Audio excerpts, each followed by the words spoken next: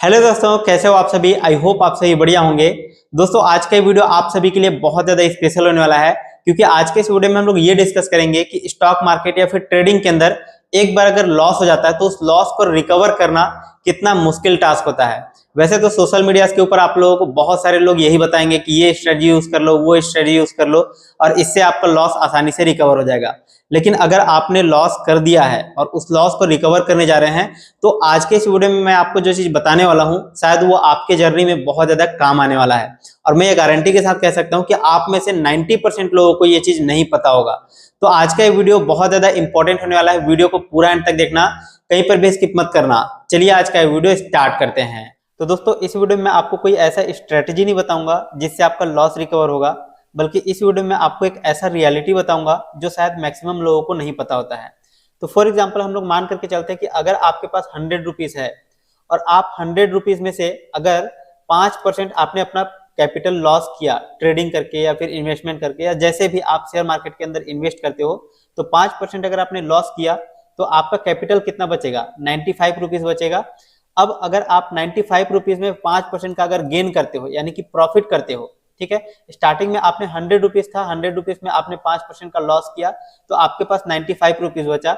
अब 95 रुपीज में से अगर आप इसका 5% गेन करते हो तो आप वापस से 100 रुपीज पर नहीं पहुंच पाओगे, यानी कि आपको 5% से ज्यादा का रिटर्न आपको गेन करना पड़ेगा, तब जाकर के आप वापस अपने इनिशियल पोजीशन पर आ पाओगे।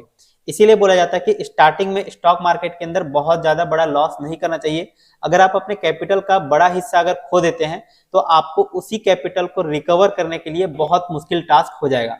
तो अब मैं आपको बताता हूं कि क्यों ये मुश्किल टास्क है। अभी आपके सामने इतना बड़ा टेबल ओपन करके रखा हुआ हूं तो आप लोग कंफ्यूज हो रहे होंगे कि ये टेबल क्या है और ये कुछ चीज आप लोगों को नहीं समझ में आ रहा होगा। तो मैं आपको एक एक करके समझाता हूं, आप लोग यहाँ पर ध्यान से देखिएगा।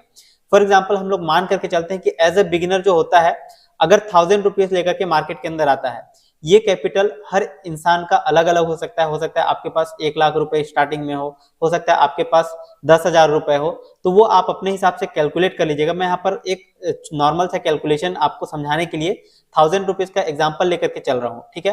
तो मान लो कि आपके पास 1000 रुपीज कैपिटल है जिसमें आपने 5% क्या किया, लॉस कर दिया। ऊपर में आप यहाँ पर टेबल पे देखोगे तो स्टार्टिंग बैलेंस आपको दिखाई दे रहा है। मान लेते हैं कि स्टार्टिंग बैलेंस आपका 1000 रुपीज है, जो कि आप यहाँ पर देख सकते हैं, ठीक है। अब यहाँ पर परसेंटेज में जो आपका लॉस होगा उसको हम लोग देखेंगे और फिर इसके बाद एंडिंग में जो बैलेंस आफ्टर लॉसेस आपके जो बचेंगे उसको हम लोग देखेंगे। जो भी आपका लॉस से के बाद ये जो बैलेंस बचेगा उस बैलेंस में आपको कितने % का रिटर्न गेन करना पड़ेगा, तब आप अपने इनिशियल वाले पोजीशन यानी कि स्टार्टिंग जो बैलेंस है उस बैलेंस तक आप पहुंच सकते हो। तो एंडिंग जो बैलेंस होगा आफ्टर गेन उसको भी हम लोग समझने की कोशिश करेंगे, ठीक है। बहुत बड़ा कैलकुलेशन नहीं है, आप आसानी से इसको अपने पास भी कर सकते हैं, कैलकुलेटर होगा तो। अभी आप यहाँ पर देखिए, मैंने यहाँ पर कैलकुलेशन करके रखा हुआ है तो सारी चीजें मैं आपको यहाँ पर समझाता हूँ। फॉर एग्जाम्पल 1000 रुपीज आपके पास है, 1000 रुपीज में से 5% का आपने लॉस किया, ठीक है। कोई भी ट्रेडिंग हो सकता है, आपने ऑप्शन ट्रेडिंग किया, इंट्राडे, स्विंग या फिर आप स्टॉक मार्केट में इन्वेस्टमेंट करते हो, ट्रेडिंग करते हो, तो आपने अगर 5% का लॉस किया तो आपके पास एंडिंग में बैलेंस कितना बचेगा जब आपका लॉस हो जाएगा तो आपका यहाँ पर 950 रुपए बचेगा। कैसे बचेगा यहाँ पर मैं आपको कैलकुलेट करके भी दिखाता हूँ। एक एग्जांपल यहाँ पर कैलकुलेट करके दिखाऊंगा तो आपको समझ में आएगा और इसी तरह से आप कैलकुलेट करके सारे वैल्यू पे यहाँ पर चेकआउट कर सकते हो, ठीक है। तो हम लोग मान करके चलते हैं कि 1000 रुपीज हमारे पास स्टार्टिंग में बैलेंस है, इसमें हम लोग मल्टीप्लाई कर लेते हैं 5 से, ठीक है। अब हम लोग इक्वल टू कर देंगे, 5000 हो गया और डिवाइड कर देंगे इसको 100 से, तो इक्वल टू करेंगे तो कितना आएगा? 50 रुपए आएगा। यानी कि इस तरह से आपको परसेंटेज निकालना होता है। अगर आपको परसेंटेज निकालना आता है तो आप इस तरह से कैलकुलेट कर सकते हो। अब 1000 में आप 50 रुपए लॉस कर चुके हैं, यानी कि 5% आपने अपना लॉस कर दिया है। तो 50 रुपए अगर आपने लॉस किया 1000 रुपीज में से तो आपका एंडिंग बैलेंस कितना बचा? 950 रुपए का बचा। तो इस तरह से मैंने यहाँ पर कैलकुलेट करके लिखा हुआ है, इस तरह से आप भी कैलकुलेट कर सकते हो, ठीक है। अब हम लोग देखिए 950 रुपीज आपके पास बचा हुआ है। अब 950 रुपीज में से अगर आप 5% का गेन करते हो तो आप वापस 1000 रुपीज पर नहीं आ पाओगे। जैसे मैं आपको यहाँ पर दिखाता हूँ, अगर 950 रुपए आपके पास है, ठीक है, और आपने 5% का क्या किया? गेन किया, तो हम लोग यहाँ पर 100 से इसको डिवाइड कर देंगे तो इक्वल टू करेंगे तो यहाँ पर देखिए 47.5 रुपीज आ रहा है। यानी कि आप अगर 950 में 47.5 रुपीज अगर ऐड करोगे तो कितना हो जाएगा? 997.5 रुपए होगा। यानी कि आप 1000 रुपीज पर नहीं पहुंच पाओगे। इसका मतलब आपको क्या समझ में आया कि 5% का आपने लॉस किया और इसके बाद लॉस करने के बाद इस कैपिटल पर अगर आपने 5% का गेन किया तो आप उस स्टार्टिंग बैलेंस पर नहीं पहुंच पाओगे। इसका मतलब क्या हुआ, 950 रुपए पे आपको 5.26% का रिटर्न गेन करना पड़ेगा, तब जाकर के आप कहीं 1000 रुपीज के आसपास आ पाओगे। ठीक है, तो यहाँ पर हम लोग ये कैलकुलेशन करके देखते हैं। 950 रुपए में हम लोग कितने परसेंट का गेन करते हैं, 5.26% का। तो मैं यहाँ पर 5.26 कर लेता हूँ एंड इक्वल टू करके मैं इसको डिवाइड कर देता हूँ कितने से, 100 से। तो यहाँ पर हम लोग का कितना आता है, 49.97 रुपए, यानी कि ऑलमोस्ट हम लोगों को 1000 रुपीज पर जाने के लिए हम लोगों को कितने परसेंट का गेन करना पड़ेगा, 5.26 या 27% के आसपास हम लोगों को गेन करना पड़ेगा। लॉस हम लोग 5% का कर रहे हैं और गेन हम लोगों को कितना पड़ेगा, 5.26% का रिटर्न आपको गेन करना पड़ेगा, तब जाकर के आप स्टार्टिंग बैलेंस के हिसाब से आप यहाँ पर अपने कैपिटल को मेंटेन कर पाओगे। और प्रॉफिट की बात तो फिर बाद में देखेंगे। ठीक है, सेम इसी तरह से जब आप अपने लॉसेस को बड़े करते जाओगे, ठीक है, परसेंटेज वाइज, और उसको आप रिटर्न में देखोगे तो आपको बहुत ज्यादा रिटर्न गेन करना पड़ेगा, तब जाकर के आपका जो इनिशियल कैपिटल है उतना पर आप पहुंच पाओगे। ठीक है, जैसे यहाँ पर आप देखो, अगर 1000 रुपीज आपके पास है जिसमें से 10% को आपने गंवा दिया, अब आपके पास कितना बचा, 900 रुपए बचा, क्योंकि 10% कितना हो जाएगा इसका, 100 रुपीज हो जाएगा। तो 1000 में अगर 100 रुपीज आप माइनस कर दोगे तो 900 रुपए बचेगा।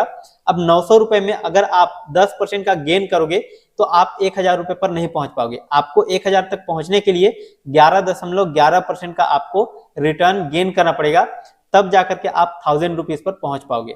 ठीक है, यानी कि अपने इनिशियल कैपिटल को लाने के लिए आपको ज्यादा रिटर्न गेन करना पड़ता है, तब जाकर के आप यहाँ पर अपने इनिशियल कैपिटल पर पहुंच पाते हो।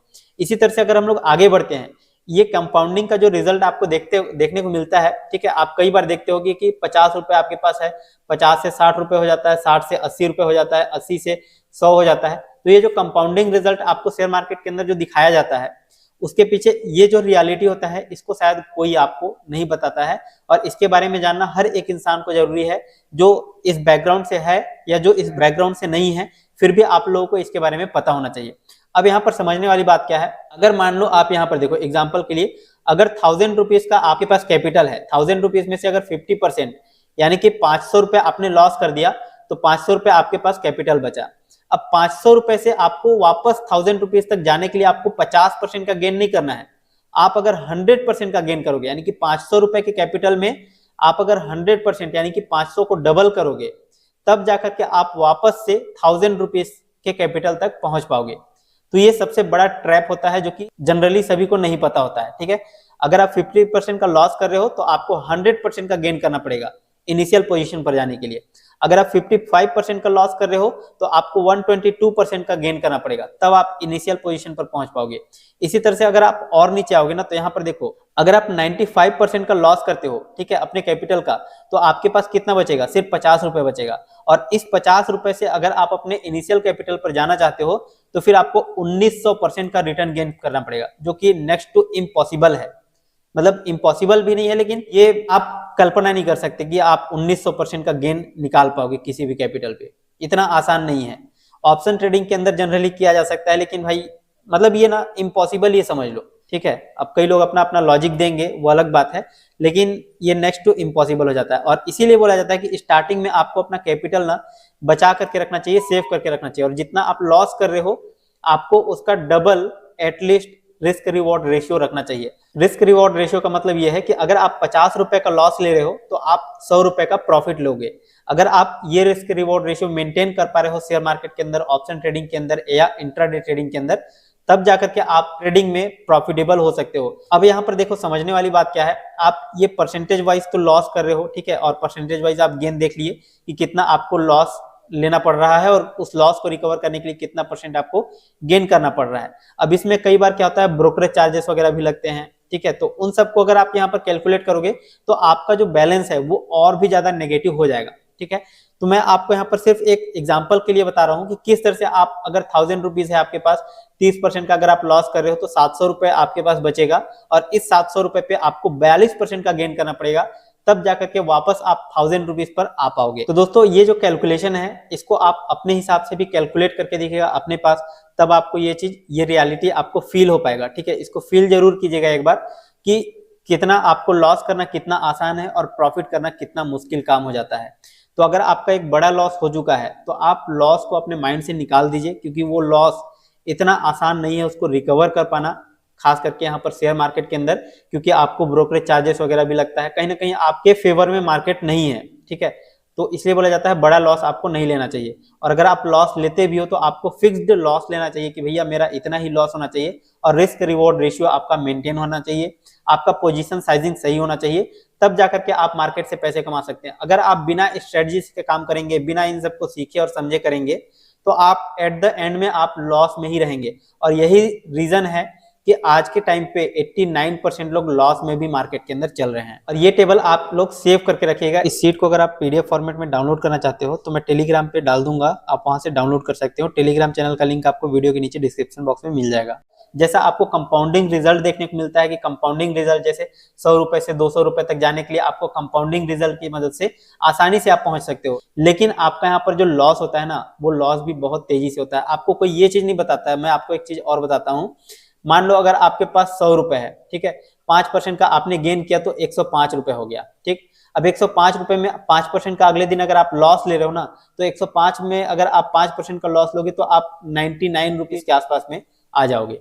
तो प्रॉफिट होगा तो आपका धीरे प्रॉफिट होगा, और लॉस होगा तो आपका तेजी से लॉस होगा। यही रीजन है कि शेयर मार्केट के अंदर बहुत सारे लोग लॉस में रहते हैं। तो दोस्तों, मुझे पूरी उम्मीद है कि आज का वीडियो आपको बहुत अच्छे समझ में आ गया होगा, और आपको सारे कैलकुलेशन भी समझ में आए होंगे कि किस तरह से आपको लॉसेस को रिकवर करने के लिए लॉस से ज्यादा आपको रिटर्न गेन करना पड़ता है, तब आपका लॉस रिकवर हो पाता है। आप अपने लेवल पर ये कैलकुलेशन जरूर करके देखिएगा ताकि आपको बेटर क्लियरिटी मिल सके। एंड आप नीचे कमेंट सेक्शन में जरूर बताइएगा कि आपको इससे पहले इसके बारे में आपको पता था या नहीं पता था। अगर नहीं पता था तो नीचे कमेंट में जरूर बताइएगा, ताकि मुझे समझ में आएगा कि आप लोगों को किस लेवल का नॉलेज है और आगे मैं आप लोगों के लिए किस तरह का वीडियोस लेकर के आ सकता हूँ। वीडियो पसंद है तो डेफिनेटली इस वीडियो को लाइक करके मेरा उत्साह जरूर रहेगा, ताकि मैं आप सभी के लिए इसी तरह के और भी नॉलेजेबल वीडियोस लेकर के आता रहूं। इन चैनल को सब्सक्राइब करके बेल आइकन को दबा लीजिएगा, ताकि आने वाले हर एक वीडियोस का नोटिफिकेशन आपको सबसे पहले मिल सके और आप किसी भी इंपॉर्टेंट वीडियोस को मिस ना कर सकें। चलिए फिलहाल अभी के लिए इस वीडियो में बस इतना ही, मिलते हैं नेक्स्ट वीडियो में। तब तक के लिए जय हिंद, जय भारत।